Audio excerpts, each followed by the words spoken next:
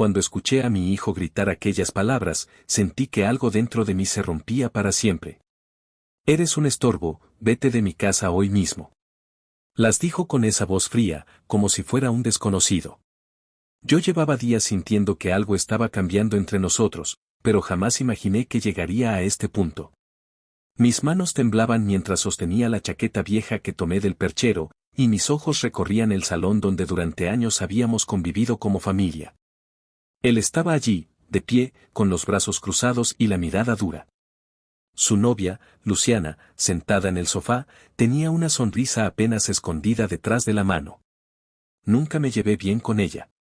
No porque fuera mala persona al principio, sino porque desde que apareció en la vida de mi hijo, él comenzó a cambiar lento pero claramente. Antes me llamaba todas las mañanas, me pedía consejos, me preguntaba si me sentía bien. Después, cada gesto suyo se volvió distante, casi incómodo. Luciana siempre estaba cerca, susurrando cosas que no alcanzaba a escuchar, pero que evidentemente influían en él. Nunca me interesó su dinero, aunque ella parecía convencida de lo contrario. Yo había trabajado durante 35 años, administrando con disciplina cada peso, invirtiendo con cuidado, ahorrando para mi vejez y para darle un futuro más estable a mi hijo. Por eso, cuando supe que mis inversiones habían superado los 12 millones, sentí orgullo. Nunca lo dije para presumir, sino para que él entendiera que trabajé toda mi vida pensando en él. Pero ahora, frente a mí, estaba un hombre que ya no reconocía. Tenía el ceño fruncido, como si yo realmente fuera una carga, como si lo hubiera arruinado todo por simplemente existir. No podemos seguir cuidándote, dijo Luciana, fingiendo suavidad. Somos jóvenes, tenemos planes, responsabilidades. Tú tienes que buscar un lugar para ti. No es sano que sigas viviendo aquí. Yo nunca les pedí vivir con ellos. Fue él quien insistió, después de que tuve una operación complicada y necesitaba ayuda para moverme. Pero ahora hablaba como si yo hubiera invadido su vida. Recogí mis cosas despacio, tratando de no mostrar la angustia que me comprimía el pecho. Mi hijo me observaba, impaciente. Hazlo rápido, por favor. Luciana y yo tenemos que salir. Me puse los zapatos sintiendo que cada movimiento pesaba toneladas. Cuando abrí la puerta para irme, escuché su voz por última vez ese día, ojalá entiendas que esto es por tu bien. No puedes seguir dependiendo de nosotros. Dependiendo. Esa palabra me perforó. Yo nunca dependí de él. Salí a la calle con la mirada nublada. La tarde estaba fría y húmeda, y el viento me golpeó en la cara como si quisiera despertarme del golpe emocional. Caminé unos metros sin rumbo, sintiendo el peso de la mochila colgada al hombro. Recordé la infancia de mi hijo, cuando me buscaba para que lo abrazara porque había tenido pesadillas, cuando me decía que yo era su héroe. ¿Dónde quedó ese niño? ¿En qué momento se convirtió en el hombre que acababa de echarme como si fuera basura? Caminé hasta una pequeña plaza donde solía sentarme a leer. Me quedé allí, mirando las hojas moverse, tratando de entender en qué fallé. Pasaron personas a mi alrededor sin notar mi presencia, como si de verdad fuera invisible. Saqué mi teléfono, no para llamar a nadie, sino para revisar mis cuentas. No quería hacerlo, pero necesitaba claridad para decidir mis próximos pasos. Al abrir la aplicación de mi banco, vi todos mis movimientos recientes. Allí estaban los 12 millones, intactos, fruto de años de sacrificios. Pensé en mi hijo y sentí una mezcla de dolor, rabia y tristeza profunda. Me había echado, humillado y tratado como si no valiera nada. Pero lo que él no sabía era que yo había tomado hace meses una decisión importante, había puesto mi cuenta a mi nombre exclusivamente, sin beneficiarios automáticos. Aún así, una parte de mí deseaba dejarle algo, porque seguía siendo mi hijo. Pero ahora, después de lo que había hecho, algo dentro de mí comenzaba a despertarse, algo que jamás pensé sentir hacia él, desconfianza. Esa noche dormí en una habitación económica de una pensión.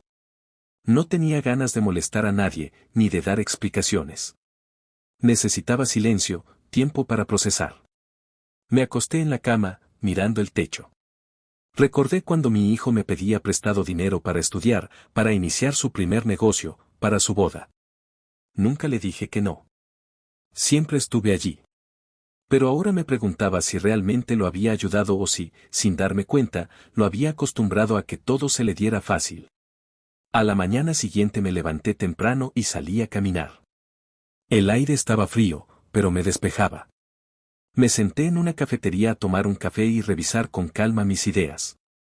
Fue allí donde escuché dos personas hablar de herencias y propiedades. El tema me golpeó de frente. Siempre había asumido que, cuando muriera, mi hijo recibiría todo. Pero ahora no estaba seguro si eso era lo correcto.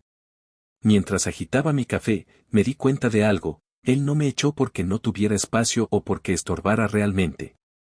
Me echó porque Luciana lo convenció de que yo era una carga y de que mi dinero sería suyo tarde o temprano. Me dolió aceptarlo, pero era la verdad. Empecé a recordar pequeños detalles, sus preguntas insistentes sobre mis cuentas, sus comentarios sobre lo que dejaré algún día, sus gestos cuando mencionaba mis inversiones. Me di cuenta de que tal vez no me echó solo por hartazgo, sino porque pensaba que yo no tenía a dónde ir y que, con el tiempo, él tendría acceso a todo lo que guardé. Tomé una decisión silenciosa mientras dejaba unas monedas sobre la mesa para pagar. Podía estar triste, dolido, casi roto, pero no era tonto. Si él había cerrado la puerta de su casa para mí, también debía cerrar la puerta de mi confianza para él. Caminé hacia una oficina bancaria cercana. El empleado me atendió con cortesía. ¿En qué puedo ayudarle, señor? Respiré profundo. Necesito hacer unos cambios en mi cuenta, dije con voz firme. Me pidió mi identificación y comenzó el proceso. Le expliqué que quería restringir cualquier acceso o intento de consulta futura, bloquear beneficiarios y asegurar cada movimiento con doble verificación. También quería abrir una cuenta adicional, totalmente independiente, y transferir allí la mayor parte del dinero. Cuando el empleado me preguntó si deseaba añadir a algún familiar como beneficiario, respondí con un tono que ni yo reconocí: no. Nadie. Completamos los trámites uno por uno. Cada formulario que firmaba era como un ladrillo que reconstruía mi dignidad. Cuando finalmente terminó, el empleado me miró con una sonrisa profesional. Todo está listo. Ahora su capital está totalmente protegido. Nadie más tiene acceso. Asentí, respirando un poco más ligero. Salí del banco y me senté en un banco público. El sol del mediodía empezaba a calentar la acera. Miré a mi alrededor y pensé en cómo la vida puede cambiar en 24 horas. Ayer era un estorbo para mi hijo. Hoy, él ni siquiera sabía que había perdido la posibilidad de tocar un solo peso de mis 12 millones. Me dolía, sí. Pero por primera vez en mucho tiempo, sentí que estaba haciendo lo correcto. Respiré hondo, dejé el teléfono guardado y me dispuse a comenzar el día con una luz nueva dentro del pecho.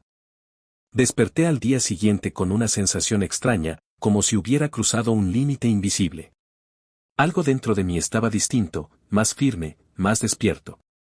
Por primera vez en mucho tiempo no tenía a nadie esperando mis movimientos, ni un hijo llamándome para pedirme favores, ni una nuera vigilando mis pasos. Estaba solo, pero era una soledad que comenzaba a sentirse liberadora.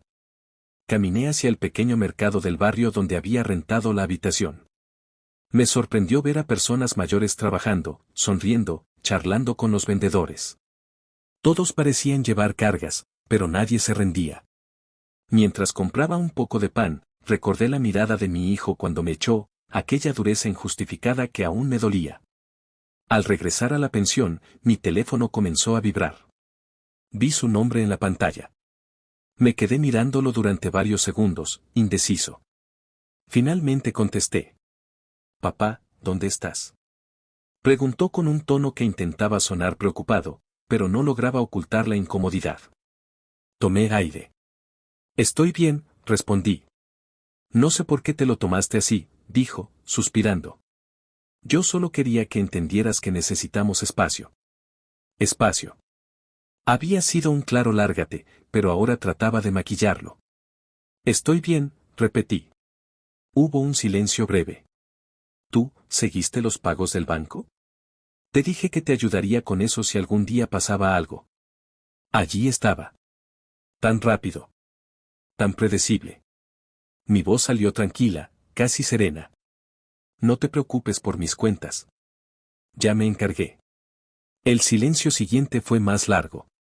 Yo podía imaginar la tensión en su rostro. Él esperaba, probablemente Luciana a su lado, que todo siguiera igual, que tarde o temprano tuviera acceso a mis bienes. Pero no. ¿Qué hiciste exactamente?, preguntó, tratando de mantener la calma. Moví dinero. Organicé todo. Aseguré lo mío, respondí, sin entrar en detalles. Él carraspeó.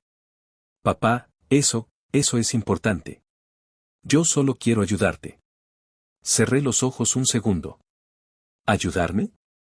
Ayer mismo me había echado de su casa. Si necesitas algo, te llamo, dije. Y colgué antes de que pudiera continuar. Pasaron los días. Yo seguía en la pensión, viviendo con simpleza. Me di cuenta de que no necesitaba lujos. Los 12 millones estaban seguros, pero no era el dinero lo que me daba tranquilidad. Era la certeza de que había recuperado mi valor propio. Una tarde, mientras descansaba en una banca del parque, se me acercó una señora de cabello blanco y postura erguida. Llevaba un libro en la mano y una sonrisa cálida. ¿Puedo sentarme?, preguntó. Asentí, y comenzamos a conversar. Se llamaba Emilia. Había enviudado hacía 5 años y vivía sola. Hablaba con una honestidad que hacía tiempo no escuchaba. Le conté, sin muchos detalles, lo que había pasado con mi hijo. Ella me miró con compasión, pero sin lástima. A veces los hijos no saben amar a quienes los formaron, dijo suavemente. A veces se pierden en sus propios miedos, deseos o influencias. Pero eso no quita el valor de lo que hiciste como padre. Sus palabras me tocaron profundamente. Desde que me había ido de la casa de mi hijo, nadie me había hablado con tanta claridad. Ese día regresé a la pensión con un sentimiento distinto, una mezcla de alivio y esperanza. Quizás mi vida no terminaba donde mi hijo me había dejado, sino que apenas empezaba a construirse de nuevo. Pasó una semana hasta que volvió a llamarme. Papá, comenzó diciendo con una voz más áspera, necesito hablar contigo. En persona. ¿Para qué?, pregunté sin alterar el tono. Es importante. Es sobre tu cuenta. Ahí estaba el motivo real. Ya ni se esforzaba en ocultarlo. Accedí a verlo, pero elegí un café público, no su casa. Cuando llegué, él ya estaba allí. Tenía ojeras, probablemente noches discutiendo con Luciana por lo ocurrido. Su mirada era menos dura que antes, pero había ansiedad en ella. Papá, comenzó, pero se detuvo, buscando palabras. Yo, creo que todo fue un malentendido. Lo de ese día. Yo estaba estresado. Luciana también. Tú estabas muy encima de nosotros, y yo. ¿Muy encima?, pregunté con calma. Papá, solo quiero que entiendas que no lo dije con mala intención, balbuceó. Quiero enmendarlo. Lo observé con paciencia. Vi no al hijo que alguna vez tuve, sino a un adulto tratando de retener algo que creía perder. Está bien, respondí. Pero entiendo perfectamente lo que dijiste. ¿Y cómo lo dijiste? Él evitó mi mirada. Después carraspeó. Hay algo que quiero preguntarte, dijo, ajustando su postura. Escuché que hiciste cambios en el banco. Luciana dice que quizás fue una mala decisión. Que deberías reconsiderarlo. Que deberíamos hablarlo juntos. La palabra deberíamos me heló un poco. Ya ni siquiera hablaba por sí mismo. Era ella. Mi dinero está seguro, respondí. Pero si te pasa algo, yo soy tu hijo. Es natural que lo herede. Lo miré durante varios segundos. En otro tiempo esa frase me habría parecido lógica. Pero ahora sonaba como una exigencia disfrazada. Mis decisiones no se basan en suposiciones, dije tranquilo. Se basan en cómo me tratan. Él apretó los labios.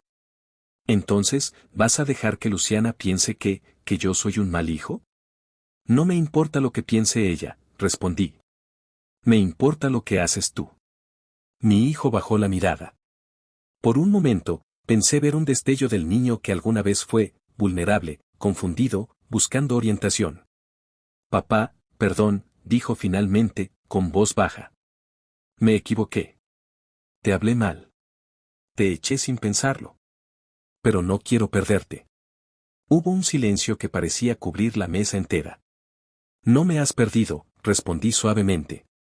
Pero tampoco me voy a poner donde no me quieren.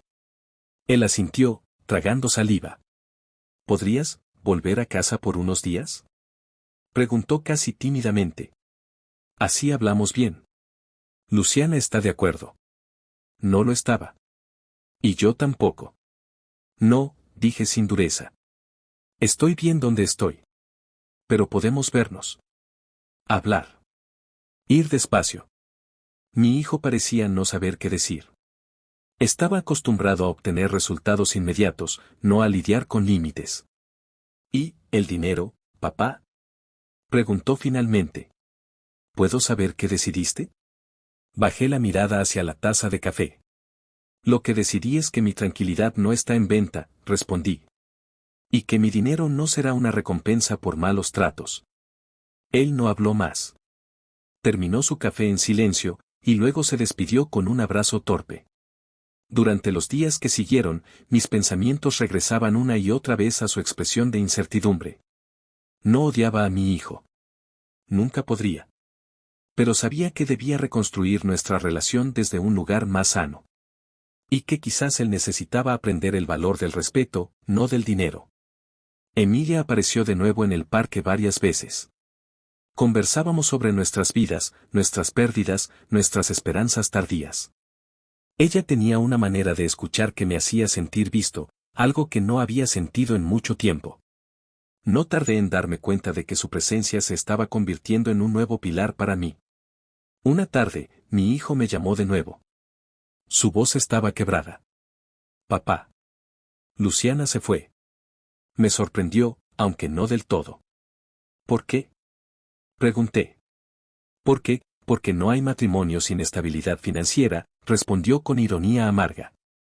Eso dijo. Y luego me reprochó que no hubiese conseguido tu herencia asegurada. Me culpó por dejarte escapar. Me quedé en silencio. Papá, ahora me doy cuenta, continuó. Me usó. Me hizo ver cosas que no eran ciertas. Me hizo creer que tú eras un peso, cuando en realidad yo fui el que te falló. Su voz se quebró del todo. Perdóname, dijo, llorando abiertamente. Perdóname por echarte. Perdóname por tratarte así. Perdóname por olvidarme de todo lo que hiciste por mí. Apreté el teléfono contra mi oído, sintiendo un nudo en el pecho. No estaba preparado para oír lágrimas de mi hijo. Pero eran reales. Hijo, susurré. Podemos empezar de nuevo.